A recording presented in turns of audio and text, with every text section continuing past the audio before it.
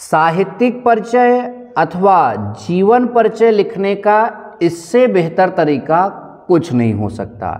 जी हाँ, आपको इस वीडियो में जो भी तरीका मिलने जा रहा है इससे बेहतर साहित्यिक परिचय अथवा जीवन परिचय लिखने का तरीका नहीं हो सकता। आज के इस वीडियो में हम जो है कन्हैयालाल मिश्र प्रभाकर जी का जो है जीवन परिचय लिखने और समझाने जा रहे हैं। और अगर आप ये तरीका इस्तेमाल करोगे तो ना केवल कन्हैयालाल मिश्र प्रभाकर का अपितु इसके अलावा जितने भी लेखक हैं उन सभी का जीवन परिचय आप अच्छे से लिख सकते हैं। तो चलिए वीडियो की शुरुआत करते हैं। देखिए, जीवन परिचय लिखने के लिए हम यहाँ पर कुछ कॉन्सेप्ट आपको देने जा रहे हैं। इस कॉन्सेप्ट का आप जबरदस्त पालन करिएगा। जीवन परिचय लिखने के लिए आप जो है जीवन परिचय हेडिंग डाल देंगे, ठीक। उसके बाद जब जीवन परिचय हेडिंग डाल देंगे तो उसमें सबसे पहले क्या करना है, किसी भी व्यक्ति का जीवन परिचय स्टार्ट करने के लिए उसकी शुरुआत अच्छी होनी चाहिए। शुरुआत अच्छी होने के लिए जो है आपको क्या करना होगा, उन व्यक्ति के आगे जो है प्रसिद्ध लेखक या हिंदी के प्रसिद्ध सुप्रसिद्ध लेखक, इस तरह से आप शुरुआत करें तो ज़्यादा सही रहता है, ठीक। तो शुरुआत अच्छी हो इस बात का विशेष ध्यान दीजिए। फिर उसके बाद जन्म और सामान्य परिचय दीजिए। जन्म के बारे में बताइए, कब जन्म हुआ, किस गांव में हुआ, किस प्रदेश में हुआ, किस जिले में हुआ। और सामान्य परिचय में माता पिता का नाम वहां पर आप मेंशन कर दीजिए, ठीक। ये ध्यान दीजिएगा। उसके बाद मृत्यु के बारे में जो है आप मेंशन करिए। फिर हेडिंग डालिए साहित्यिक परिचय या साहित्यिक योगदान, हिंदी साहित्य में उनका क्या योगदान रहा है ये आप बताइए। और लास्ट में रचनाएं लिख दीजिए। तो इस तरीके से अगर आप लिखते हो तो मुझे लगता है कि आप सभी लोग जीवन परिचय अच्छे से लिख सकते हो। और ध्यान दीजिए, इसी क्रम में मैं यहाँ कन्हैयालाल मिश्र प्रभाकर जी का जो है जीवन परिचय आप सभी को समझाने जा रहा हूं, ठीक। ध्यान दीजिए।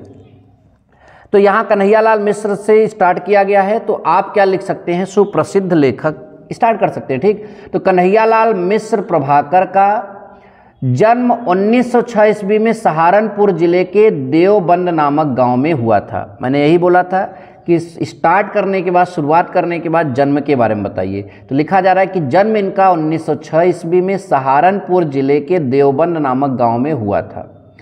इनके पिता का नाम पंडित रमादत्त मिश्र था और वे कर्मकांडी ब्राह्मण थे। प्रभाकर जी की आरंभिक शिक्षा ठीक प्रकार से नहीं हो पाई क्योंकि इनके घर की आर्थिक स्थिति अच्छी नहीं थी। फिर से सुन लीजिए, कन्हैयालाल मिश्र प्रभाकर का जन्म 1906 ईस्वी में सहारनपुर जिले के देवबंद नामक गांव में हुआ था।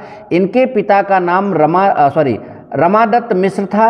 वे कर्मकांडी ब्राह्मण थे। प्रभाकर जी की आरंभिक शिक्षा ठीक प्रकार से नहीं हो पाई क्योंकि इनके घर की आर्थिक स्थिति अच्छी नहीं थी।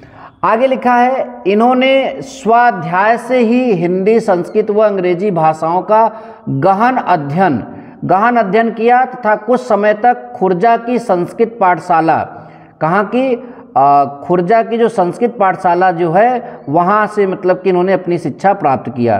तो इन्होंने कौन कौन सी भाषाओं का अध्ययन किया, हिंदी, संस्कृत और अंग्रेजी भाषाओं का गहन अध्ययन किया और कुछ समय तक खुर्जा की संस्कृत पाठशाला में प्राप्त की।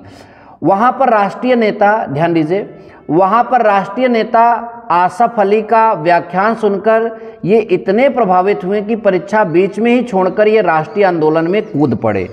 एक आसिफ अली थे वहाँ पर, उनकी जो है वो राष्ट्रीय नेता थे, उनकी व्याख्यान सुनकर ये इतने प्रभावित हुए कि परीक्षा को बीच में ही छोड़कर राष्ट्रीय आंदोलन में ये जो है कूद पड़े।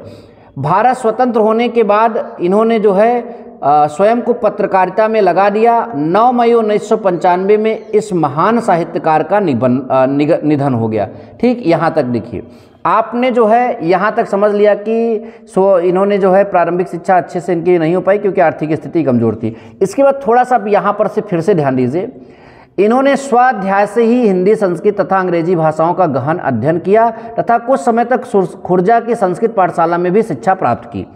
उसके बाद वहाँ पर राष्ट्रीय नेता आसफ अली का व्याख्यान सुनकर ये इतने अधिक प्रभावित हुए कि परीक्षा बीच में ही छोड़कर राष्ट्रीय आंदोलन में कूद पड़े। भारत स्वतंत्र होने के बाद इन्होंने स्वयं को पत्रकारिता में लगा दिया और 9 मई 1995 में इस महान साहित्यकार का क्या हो गया, निधन। साहित्यिक परिचय में देखिए, साहित्यिक परिचय में यहाँ जितना लिखा है बस इतना सा अगर आप लिख देंगे तो आपका काम बन जाएगा, ठीक। क्या लिखना है, हिंदी के श्रेष्ठ रेखा चित्रकारों, संस्मरणकारों और निबंधकारों में प्रभाकर जी का अत्यंत महत्वपूर्ण स्थान है। मतलब इनकी रचनाओं में कलागत और ये जो आत्मपरकता है, चित्रमकता है और ये सब चीज़ें हैं, इनके मतलब साहित्यिक परिचय की जो है प्रमुख, मतलब इसमें इनको जो है प्रमुखता प्राप्त है। तो इतना आप जो है साहित्यिक परिचय में लिख दीजिएगा। अब हम बात करेंगे आपका यहाँ पर जो है रचनाओं की।